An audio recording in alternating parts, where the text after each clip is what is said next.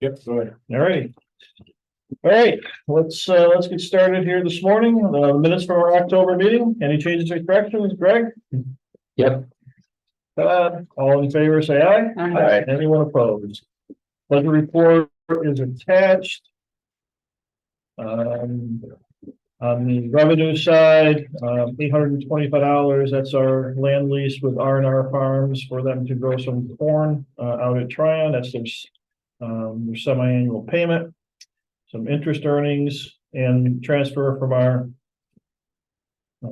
reserve fund to pay all of the bills down below, which were salary, unemployment insurance, our quarterly taxes that have to go in. And then we had payment to EDP for their final work on the desktop environmental assessments and $7,000 of expenses out at Tryon. If you flip the page, there were two bills that we had. One was our semi-annual insurance payment. And the second was a payment to Cobalt. And that was the change order work that was done on the generator. So that was, they billed for that because that work has been completed. And any questions on the budget report? Pretty straightforward this month. They've all completed their punch list? Except for the mission control. Okay, right. For my email, the mission control is the communication system that allows the generator and pump station to communicate with 911 so that 911 is notified if there's ever a problem with those two. Mm-hmm.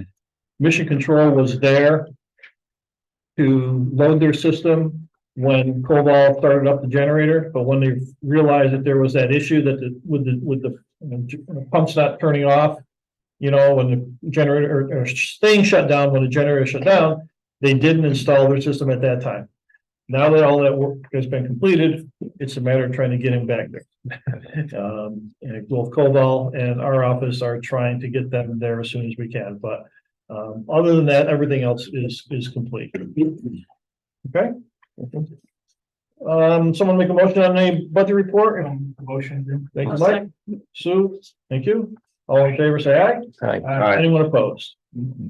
Committee reports, monthly bank reconciliations, Todd? Yes, I had the opportunity to review them and they are in order, and Carol does a really nice job. Yes, she does. Appreciate what she does on them.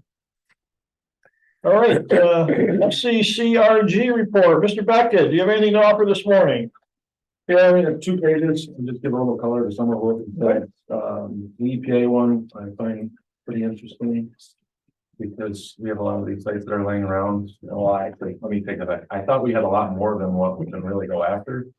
In terms of EPA sites, like contaminate, we're actually asking people for a new list of sites out that are out there that we can go and look at doing phase 1s and phase 2s. They did a phase 1 and phase 2 at Fashion, and it all looks pretty favorable right now. And we just got approved from the EPA to do a technical assistance financing or grant to finance what that could look like for redevelopment, and then talk about actually taking down the site. So that's kind of, that ball's in the motion right now. That just started.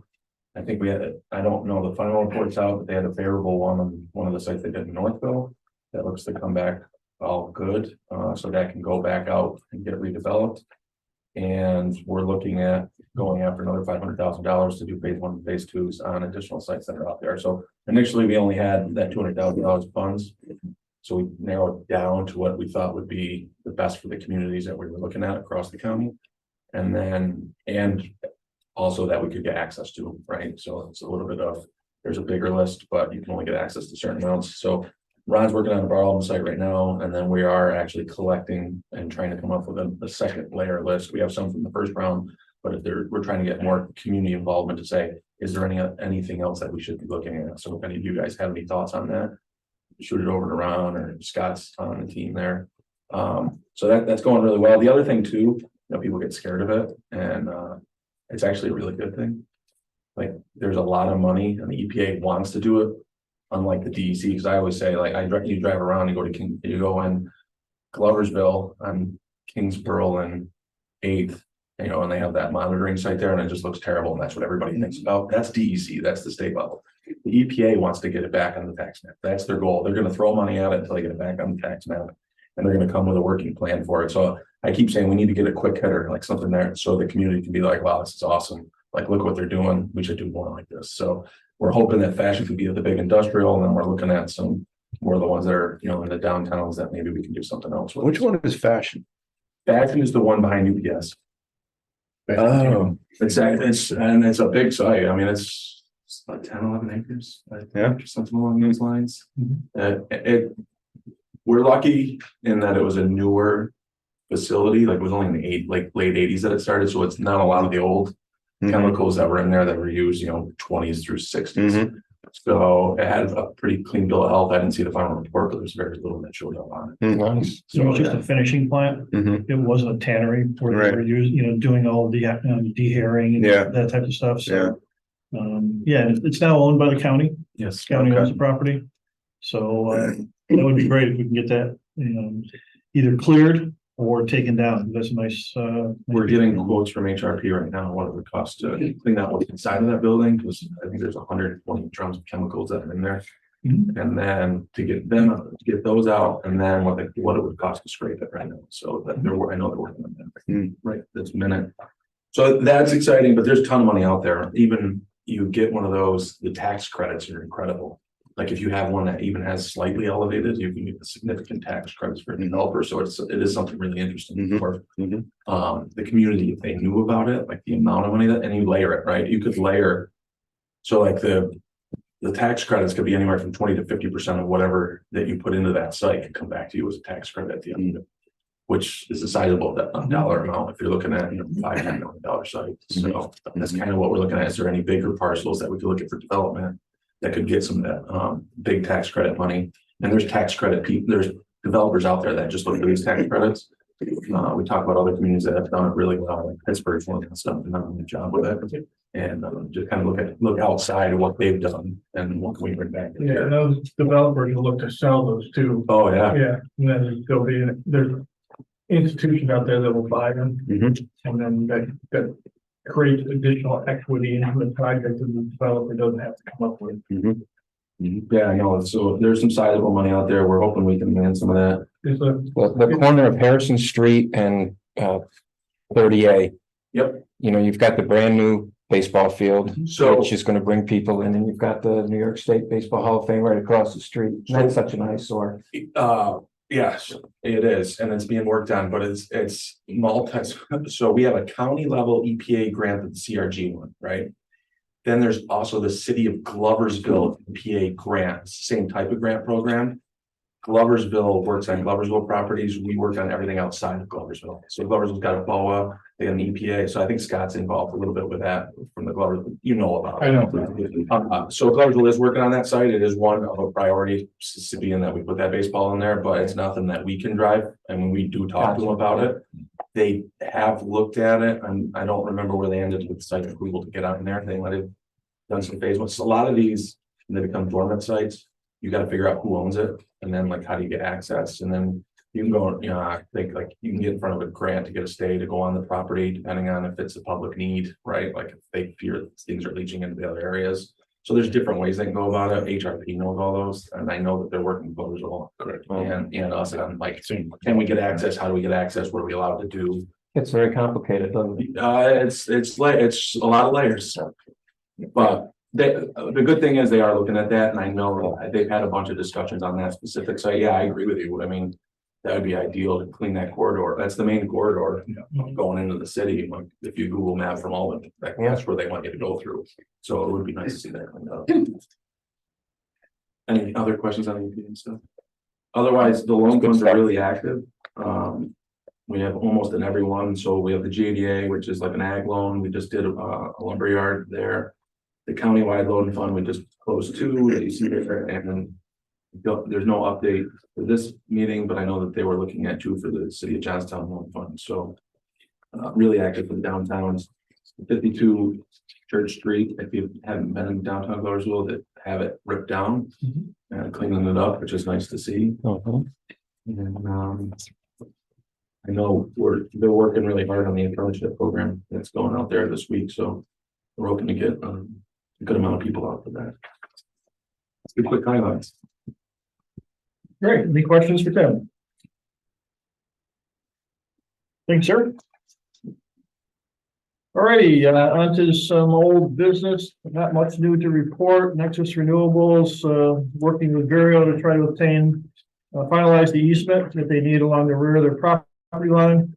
That's been challenged a little bit because the attorney that had been, Virio's attorney that had been working with Nexus, has left the company, so there's a little void there. Trying to get the other attorney up to speed on that so they can get that taken care of. Backup generator, talked about where that stands. Virio Health, again, nothing really new on that one either. Under new business, emailed everybody recently about our one T-bill that was due on November 2nd.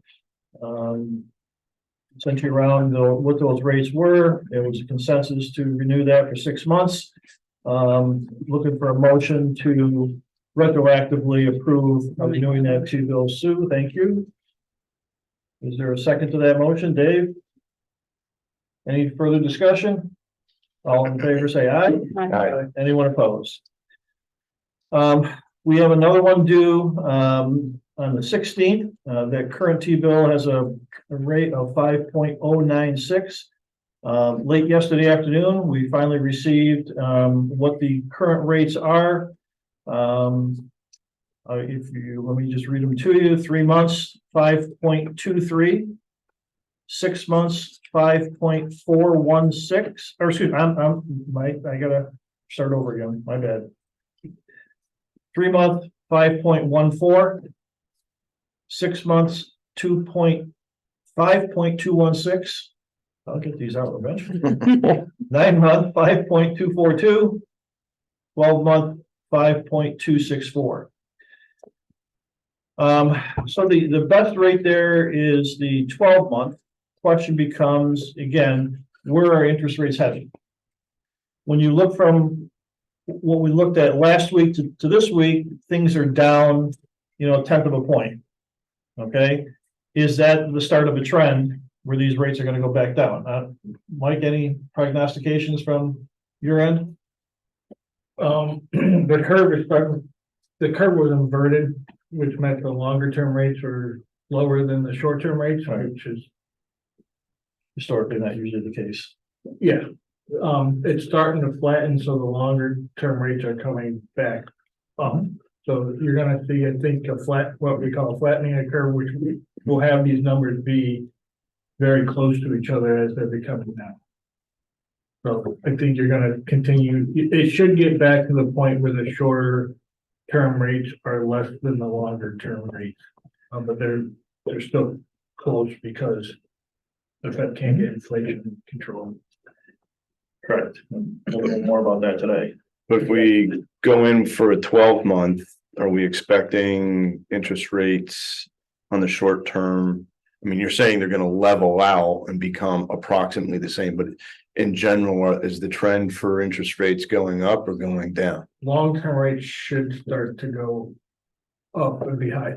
In a normal functioning economy, your short-term money should be your cheapest Mhm. and your long-term money should be your highest.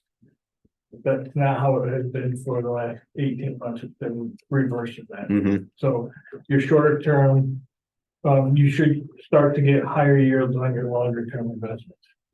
It's just, do you want to, no, you're locking up your money for longer term. There might be other opportunities that you miss out. Or maybe a 6 month. No. I mean, it's not a huge difference. Correct. It's kind of flat, kind of. Correct. It's 5.2%. Right. 5.21, 5.26. It's not right. So preference? I say 6 months. Is that a formal motion? No. It's Well, get that on the table. 6 months? I'll make the motion for 6 months. Okay. I'll second. All in favor, say aye. I Anyone opposed? Very good. Okay, update to the county's development strategy. As we talked, the county is going to do that next year. Going to be hiring a consultant to perform that work on behalf of the county. And a component of the consultant's work will be to address housing needs in the county and develop some type of a plan or strategy to address those needs. Looking back at that 2018 housing strategy, I put in here what were the key findings from that investigation. I'm not going to go through them all, but just there's a shortage of new single-family professional and executive level housing in the county. There's a current and future need for a variety of housing options for empty nesters to accommodate their increased mobility, so forth. There is a shortage of mixed-use neighborhoods outside the cities. There's a current and future demand for new senior housing. And onward down. Since that time, other housing issues have been identified. Homelessness is increasing in the county. Market trends, as we all know, because of inflation and other reasons, the cost of constructing new housing is in some instances putting people out of the home buying market. Current rental property options are limited and deteriorating, amongst others. And so what's been done is, if you go to the last couple of pages of your agenda, it starts with one housing is at the top of the page.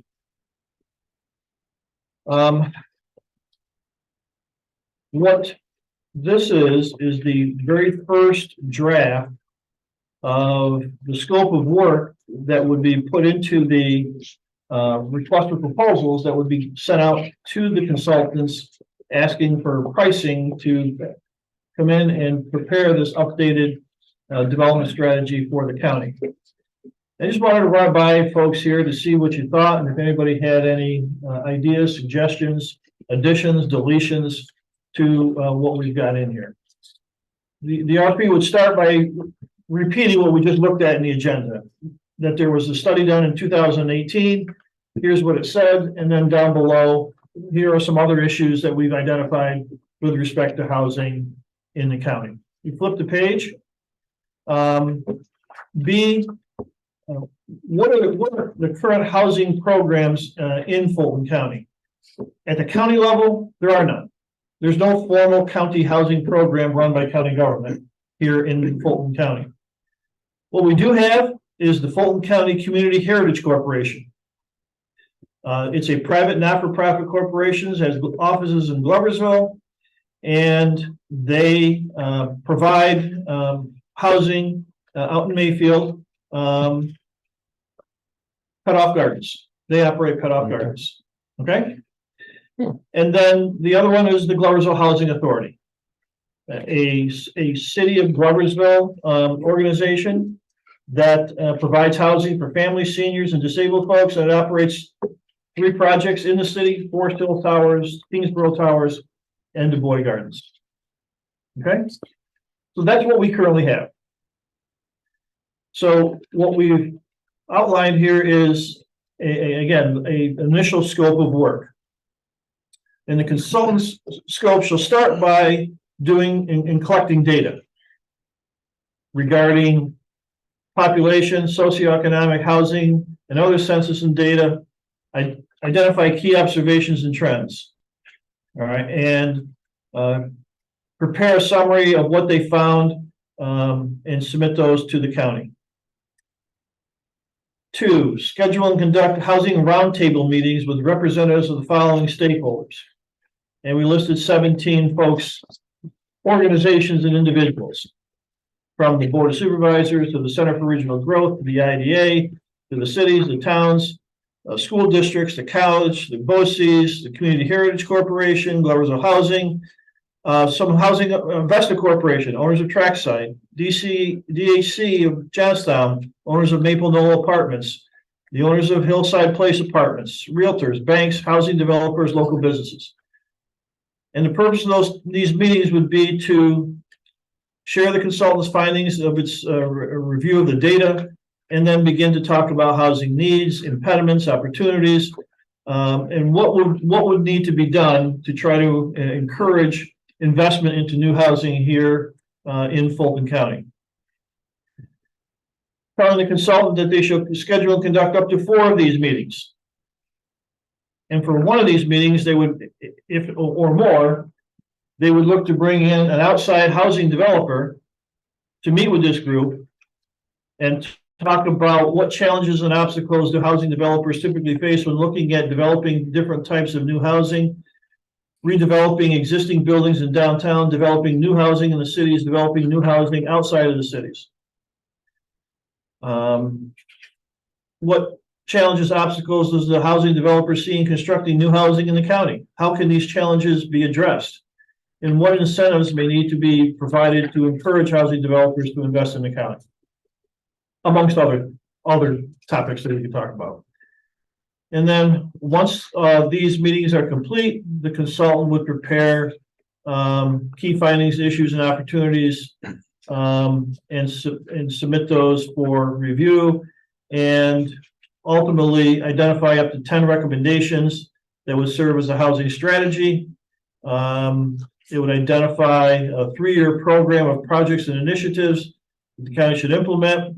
And all of these recommendations should be based upon the experience and expertise of the consultant, the housing data analyzed by the consultant, input and from the housing industry, and all of the input received from the housing roundtables. That's the initial scope of work. Any thoughts, comments? Guess the first thing that was on the list of, SD. yeah. Yep. I would add SD. Is Hillside Place, is that the one on Kingsborough on the northern end? Yeah, you should add them too. Yeah. Thank you. Then you might want to add the guy at 52 Church Street, since he's the one putting 20 million into the area. Where is Hillside again? Is it off of Lee Avenue in Gloversville? Yes, way at the north end. Yeah, my comment is that, you know, the Heritage Corporation, the Housing Authority, Trackside Maple, no, they've all been around for a while, but Hillside is one of the newer ones.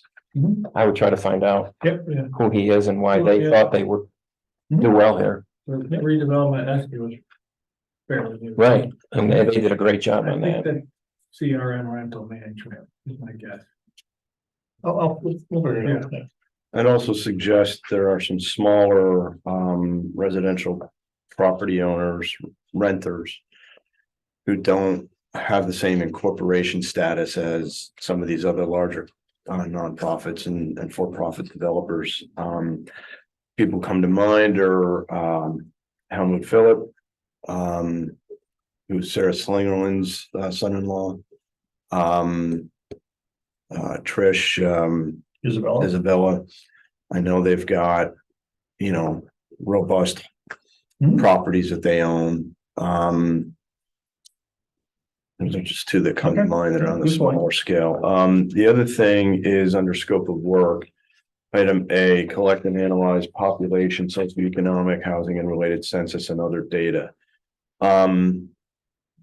You know, my sensibilities about this issue have largely been driven by awareness of national trends as I see them reflected in local circumstances.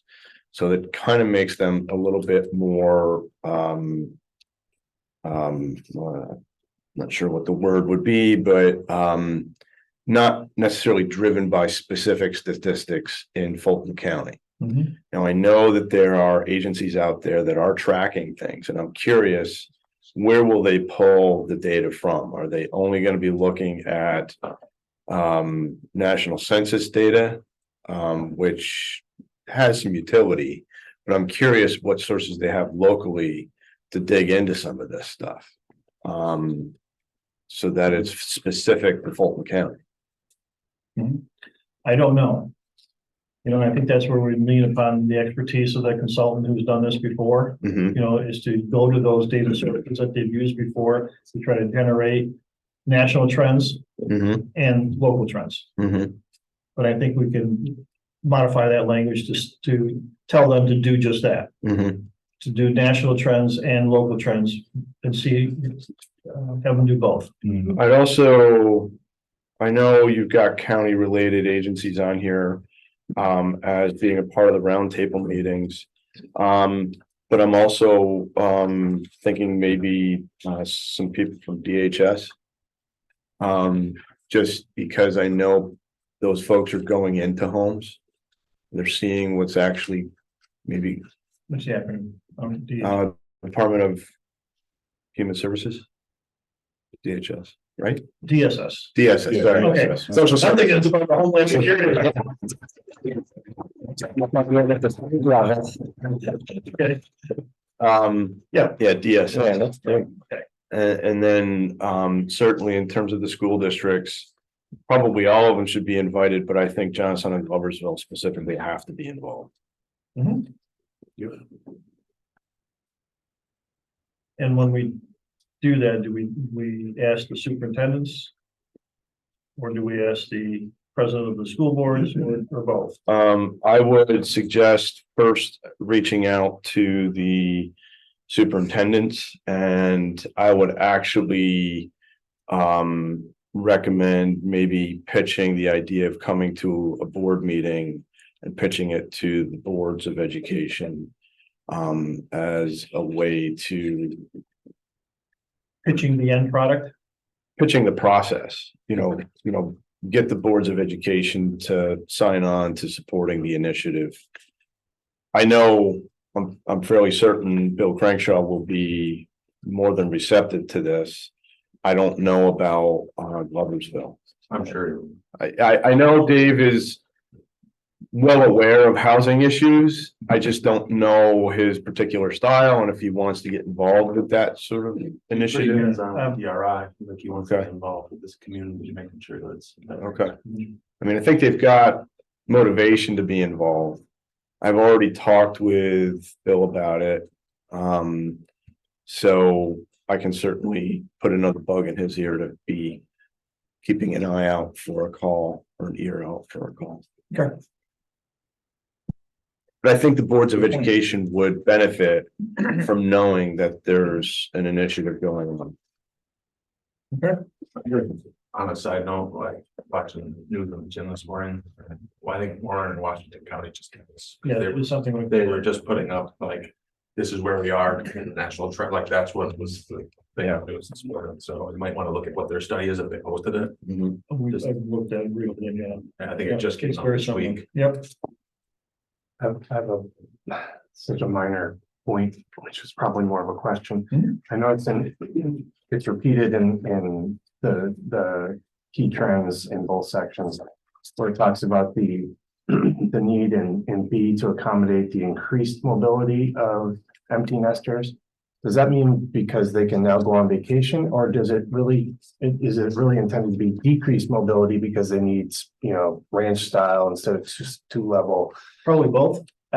Just Would you agree? a question, Well, because you wouldn't necessarily have increased mobility as you age. And, That's, but but they could mean that, I don't want a big house to take care of because I'm gonna go spend half the year in Florida, or, I don't know what that means, and it doesn't really matter. We don't need to spend a lot of time on it. I think it does, because I think its intent was the decreased mobility. Because it's paired with reduced maintenance demands. Okay.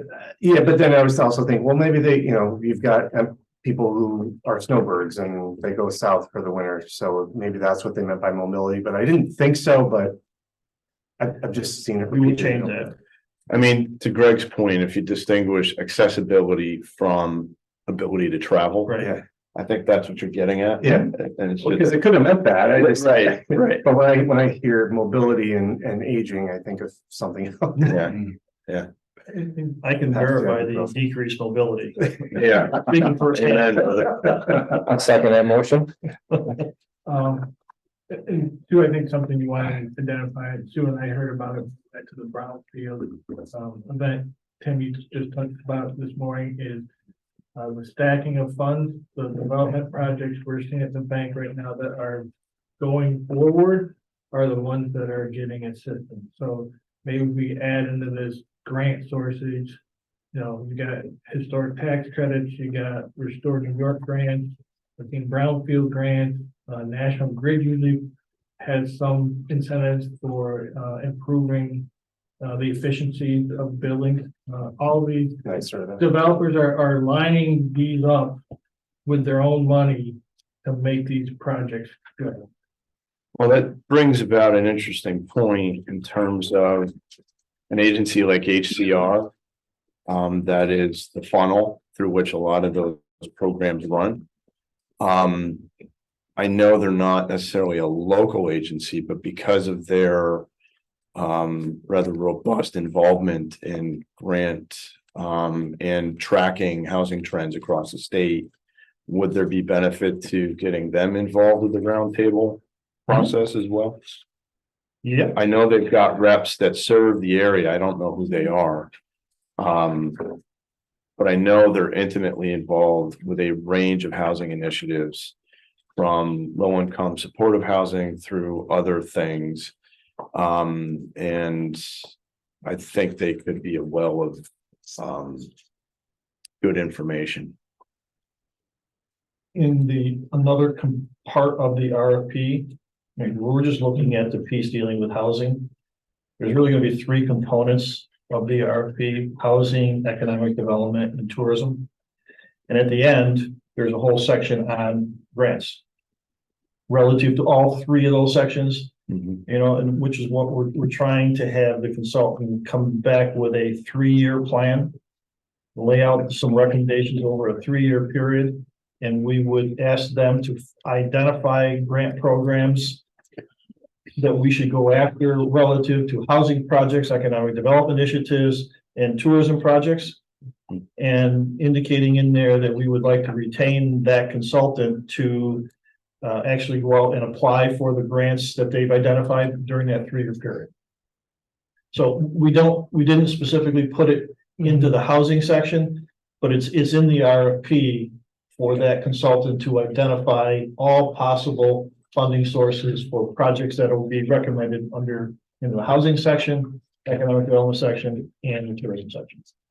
Okay? How many firms do you expect to be able to meet this criteria for the 3 different buckets you're talking about?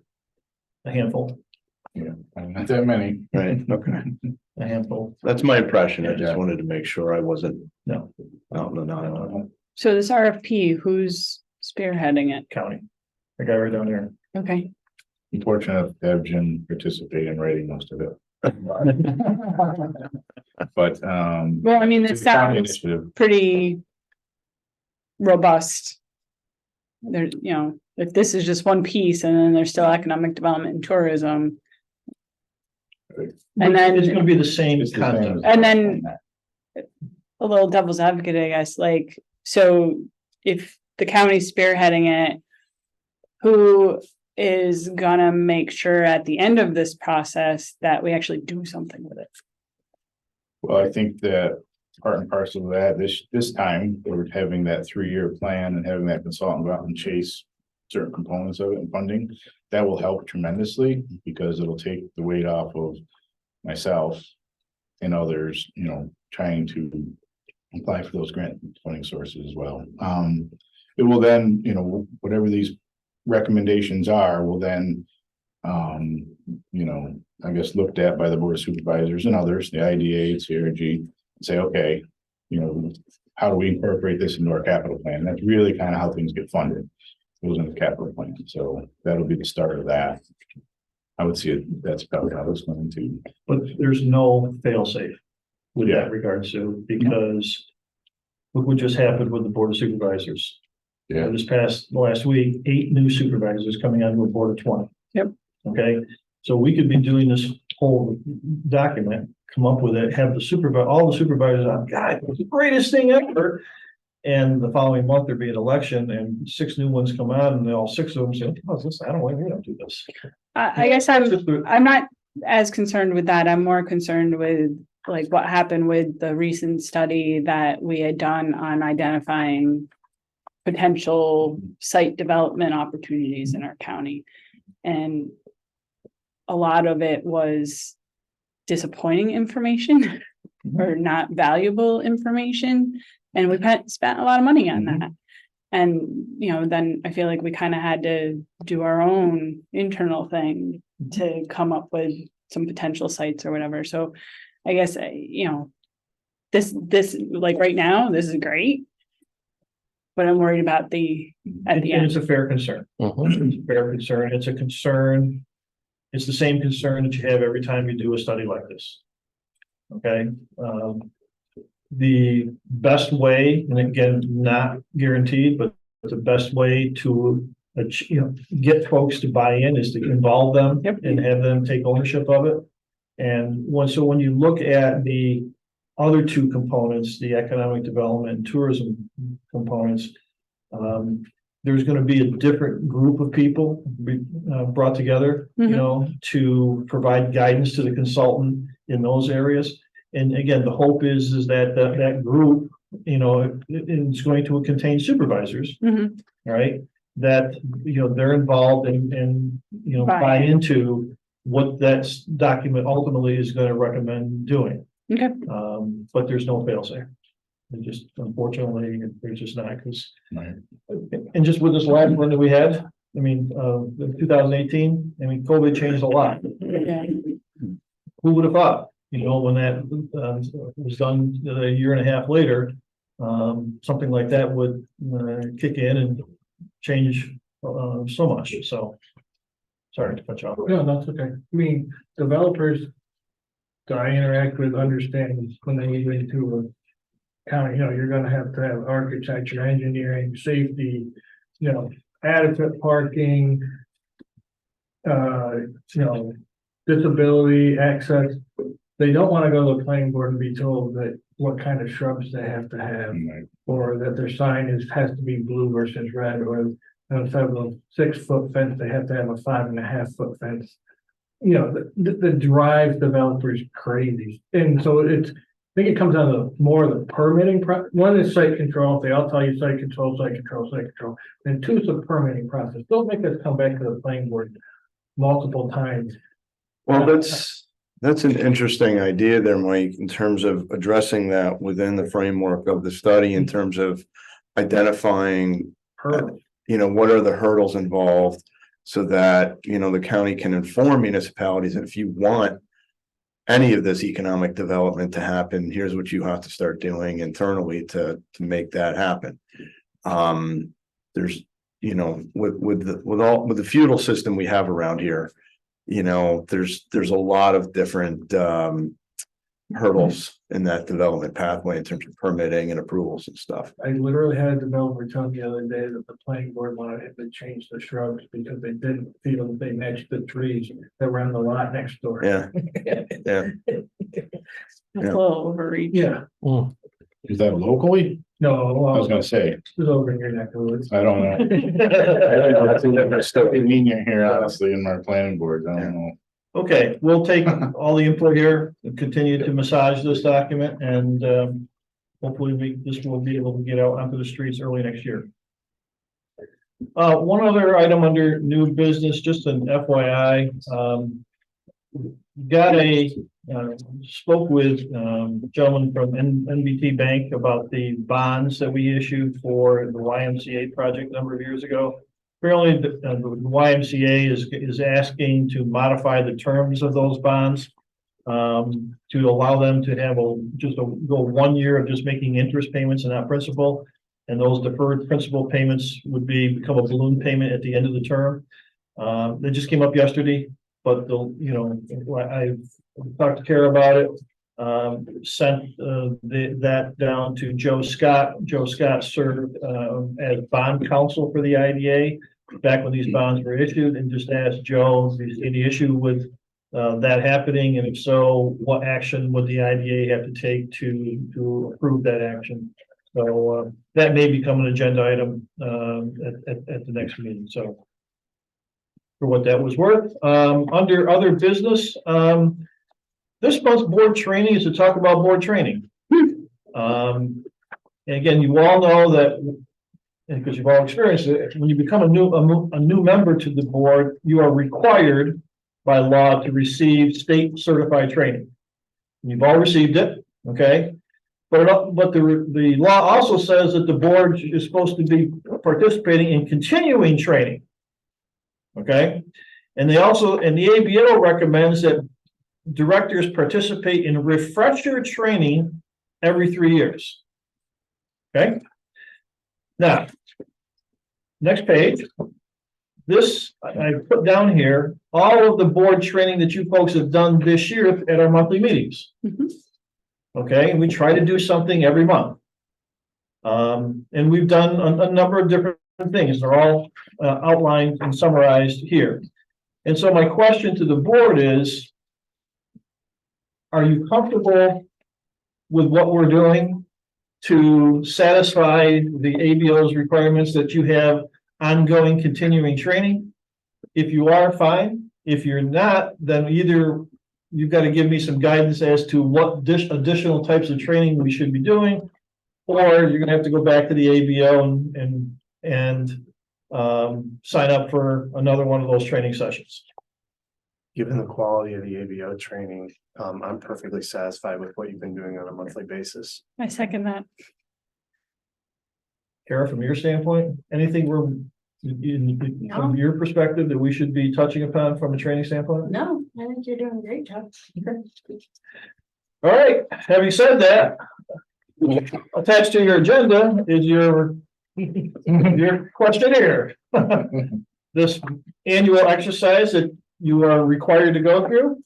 I would appreciate you all taking the two minutes right now and going through that, and then leaving it there, and I will pick them up after the meeting.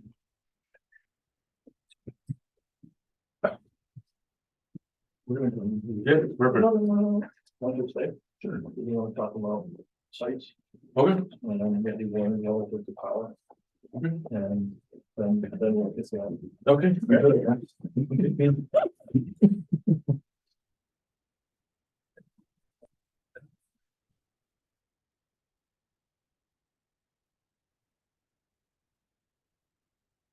I think Joe Samuel purposely scheduled the trip, so we didn't have to come here and build this thing out here today. That'd be distinguished alumni, Joe.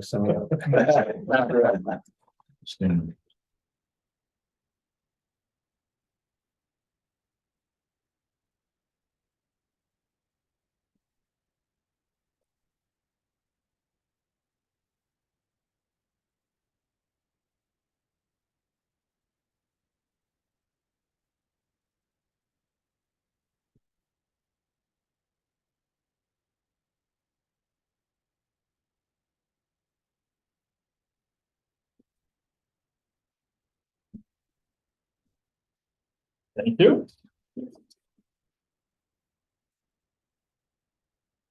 I don't do this fast. Everybody wants. I was in this little. That's how I like to look at it. Tell my wife that. Just more deliberate. Okay, that's all I have for regular session. Would someone make a motion to go, that's listed on page 9, to go into executive for the purposes shown? Dave, I'll second. Sue, all in favor, say aye. Aye. 8:45, to executive. All in favor, say aye. Aye. Right. Motion to close. I'll make that. Sue, Glenn, Second. Dave, most all in favor? Aye. Motion carried. We are done at 9:43. Wow. Well.